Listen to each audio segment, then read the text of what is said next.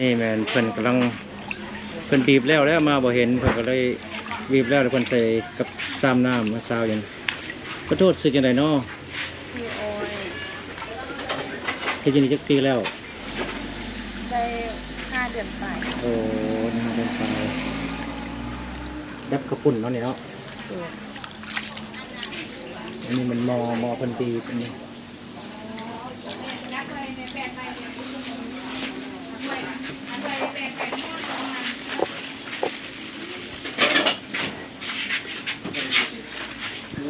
ให้คนมาคนเห็นเด้กำลังกินปลากินไก่ท่านั่งข้างประเดะโอ้เดี๋ยวมันแสบมาแล้วปิ้งทอดในไม้ไปอยู่ใกล้ๆเขาก็ยังได้กินเลยก็ได้กินแล้วคือฮอดเมียได้กินอะไรกันห่อหรือปลาตอนปลาตัวใหญ่ๆเนาะโอ้ขัดเลยขัด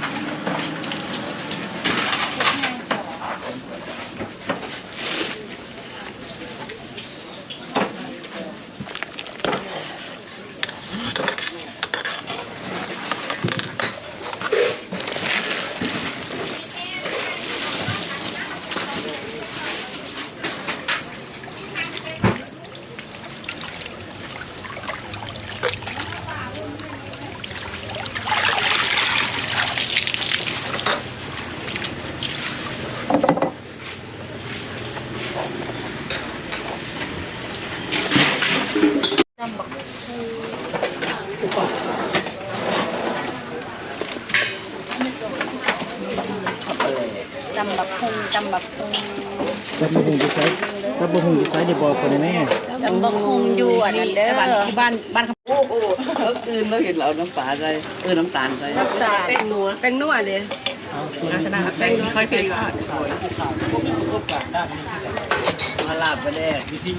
เวลาพี่แป้งนัวบ่สาวขอแป้งนัวแน่จะปรุงเกี่ยวกันโดยปรุงเจียวกันจะหน่อยสิอันน่ะเฮ็ดแป้งนัวเป็นนัวอยู่ดิเป็นนัวแม่นบ่เบิ่งก็มน้ำตาลแป้งนัวเอาแป้งนัวแป้งนัวมากใส่หลายแสบหลายมันหยังกันปลาแดกวะแม่นมันแล้วปรุงเป็นกระแซ่บเว้ยเป็นนัวปลาแดกมาอีกดูบ่ได้มากินยังตู้นี่บักจงอกวันนี้กินยังตู้กินกับปุ้นกินยี่ไซนี่นะบอกคนนี้ยี่ไซก่อนนี่ห่านแม่สมแก้วกับปุ้นแก้วขิงเจ้าเก่าห่านกระปุ้นคือมีปิ้งปลานี่กินปลาเอาใส่น้ำเด็กข้าวปุ้นพันใส่กับซีนปลาไก่ปิ้งไก่ก็ได้ใส่ซีนปลาน้ำก็ได้โอ้ยตัวใจคนเด้อพี่สิแซ่บเบิ่งพี่สิแซ่บแท้มันอยู่ที่การปรุงนะเพราะว่าแต่ละคนต้องปรุงเองปรุงตามรสนิยมของตัวเองคนจะมีเครื่องปรุงให้ทุกอย่างเตรียมมาให้พร้อมแล้วแปลว่าเอาปรุงเองวะนี่พี่เองได้แม่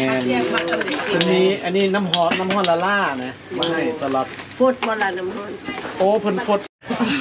ถ่ายเอาเข้าเอาประจุคนเลยเอาเสียบมือมาใส่ก่อนบอสสิไทยไอ้เพื่อนไทยเด็ดยัดใหญ่ที่ประเทศเนาะงามๆนะเด็ดน้ำป่าจะดีเด้อพักกันโอ้ยจัดสากแล้วนี่ได้ไม่ใช่เราไปคือเล่นหลานได้หลานไฟถือกันเนาะโอ้เป็นแซ่บขนาดเนาะเป็นสร้างเห็ดนะนี่บนเกียวกินเด้อเจ้ากับบนน้ำพามาหากันเด็กอันนี้คือไม่กระปุ่นกินกระปุ่นยังปรุงก็เป็นกระเบื้องเรือยังเย็นแบบเราไม่น่าเฮ็ดเป็นบ่ นี่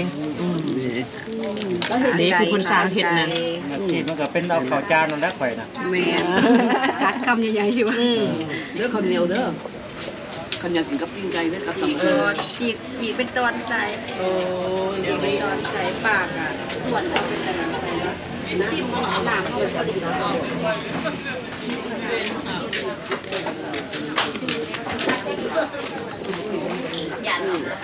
ยูทูบได้บ่เคยไม่เป็นแบบนี้เพราะมันว่าญาติกันกินนะญาติกันกินแล้วมันแซ่บญาติกันกินปัง ไม่ว่ากินคนเดียวแซ่บกว่านะมันกินหลาย มันได้กินหลายเนาะ ปิ้งไก่มาแล้ว ซื้อหน้ากินยังลูก ไม่ปิ้งไก่ทับประแดกเลย คุณ เด้อ กินไก่ทับปลาแดกวันนี้ป้าก็จะแซ่บแท้ มาทายที่อื่นจะมาทางการเหรออันนึง ดูเป็นน่ากินเลย นี่อันนึงสวรรค์อีกอะไรเอาพักเส้นด้วยเดี๋ยวพักเส้นโอ้ย บ่ไปเลย บอสได้10 ปีแล้วว่าแต่มาเนี่ย โอ้กายเลย ใกล้แล้วได้เลยใกล้แล้ว อย่ามันมาอย่างนั้น 10 ปี เพราะว่า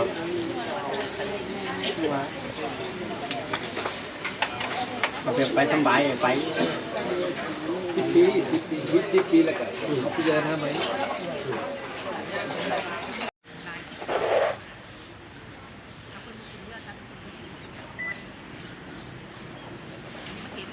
ต้นให้ต้นนี้อาจจะแมน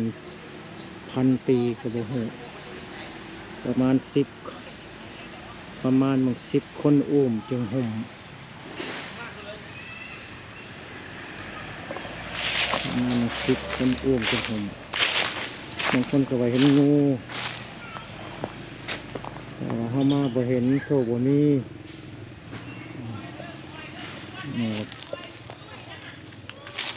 ถูกว่าสิใคร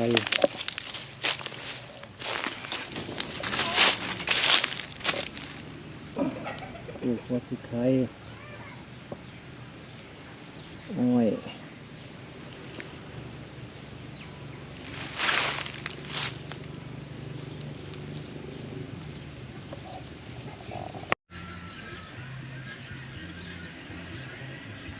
ปลาหมักเพชรต้องปลูกหมักเพชรขาย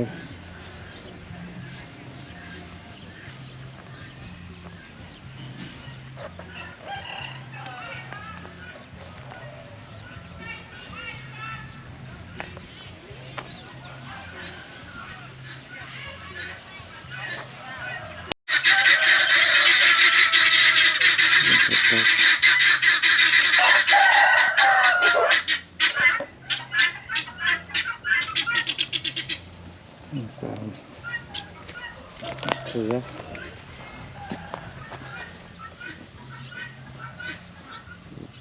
นะครับ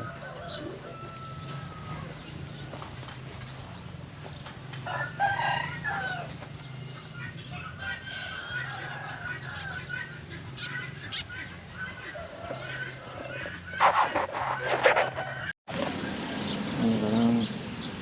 ปลูกครับ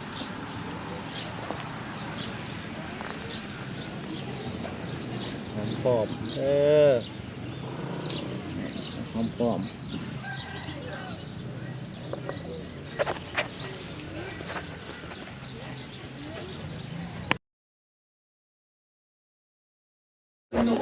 เราคนมือละแก้วเนาะตอนนี้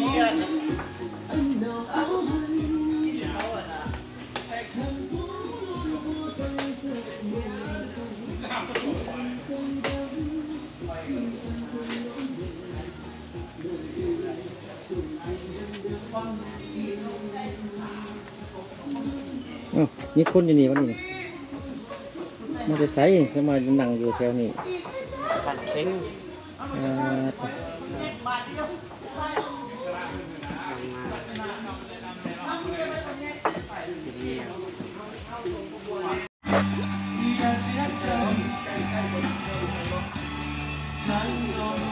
มีผักชี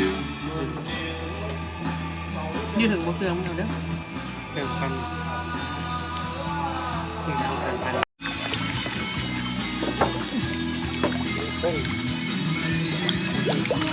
ต้อง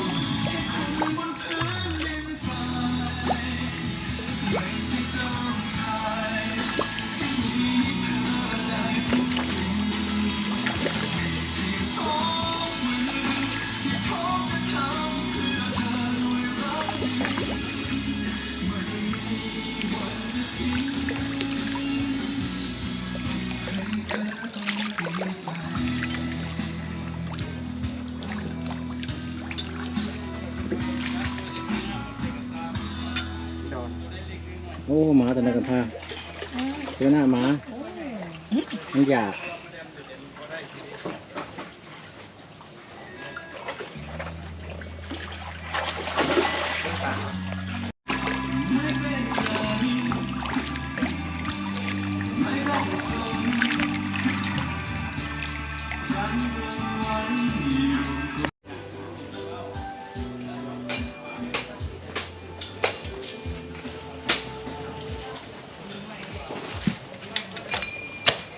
ข้าวสดๆเลย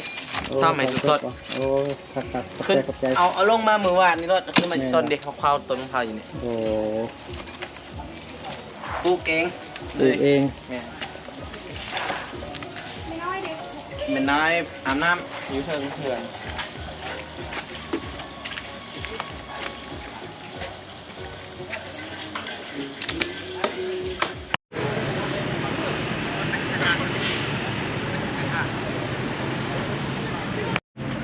อันนี้ถ่ายวิดีโอก่อนเด้อ นี่你小打点你什么我都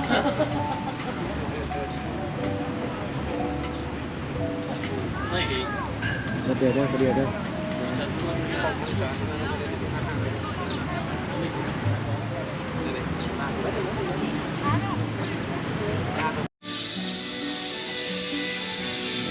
เชิญ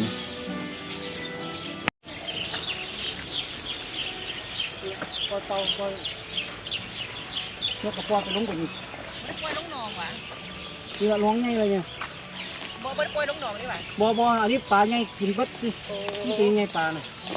ให้อีแม่ปลอดภัยโอเคอย่า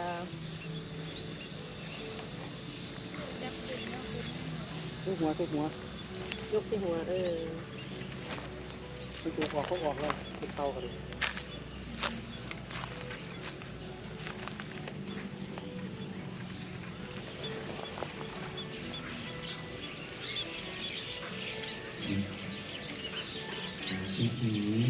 จับข้างบนมันเด้อ จะจับโต ออกเลยออกเลย ถอดลงรถถอดลง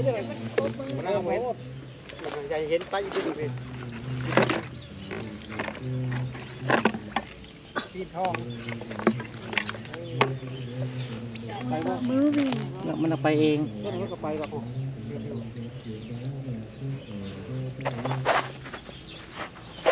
ไปแล้วไปธรรมศาสตร์ธรรมศาสตร์น้องคำแสนไปมัดกำบดเบนบไดขังกันอีกบไดกดกันนั่นกัน สอนอยู่ปลอดภัย ยืนปล่อยเตา วัดน้องคำแสน แม่เดี๋ยวคู่หมอไว้ว่าสิ ปล่อยสัตว์ปล่อยปูได้อย่าปล่อยเมียเด้อ อันนี้เจ้า ตอนนี้กำลังจะปล่อยนกปล่อยเต่าก็ปล่อยแล้ววันนี้จะปล่อยนกวิทย์เวียนวิทย์กรรมบ่ให้ขังกันบ่ให้ขังจิตขังใจปล่อยอยู่ธรรมชาติอุดมสมบูรณ์จิตใจว่างเปล่ามันมีโศกมีเศร้า เอ้ไป ไปเป็นผู้บงที่นี่ เด้ไปแล้วพูดนกบินไปพูด ตัวนี้อะไรอยู่แล้ววันนี้ต้องมาตัวนี้อะไรไปคู่กันที่ ตัวผู้ตัวเมียไปแล้วปูปินวังไว้เลย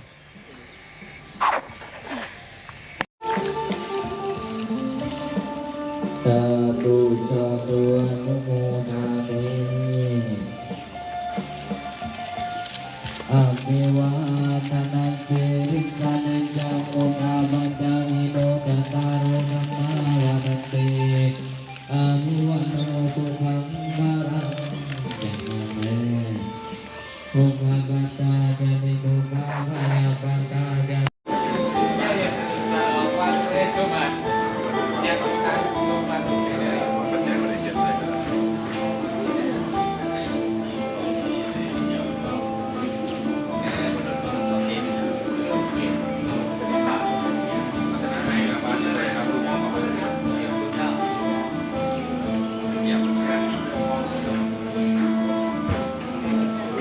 มาวารันติอายุวันโนสุขังภา ตาจะนิทุกขาพยาปัตตาจะนิพยาโสกปัตตาจะนิทุกขาหุโสสัพเพมิปานิโนเอตาวาตาจะเมสัพพะกังปุญญสัพพะนังสัพเพเทวะอนุโมหันตุ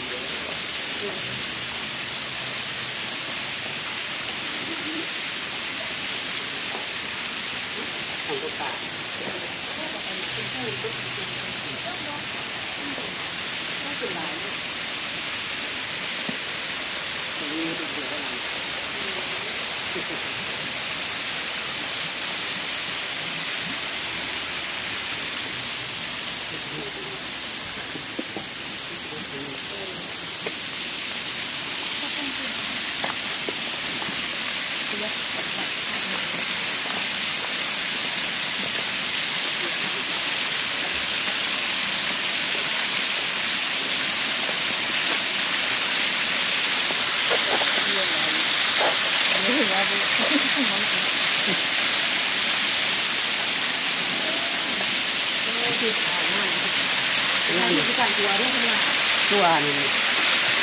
อายจะเชื่อมมา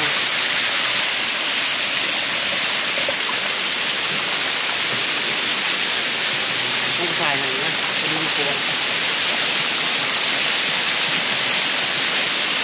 ไม่ได้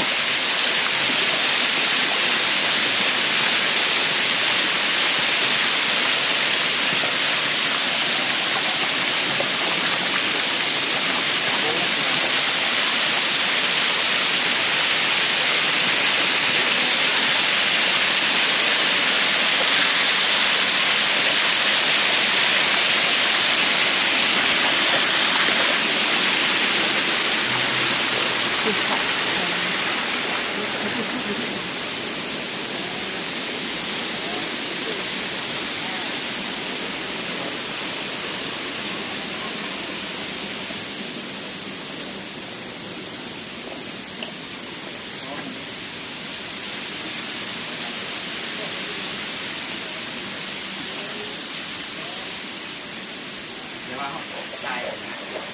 มันไปเห็นอยู่หลุม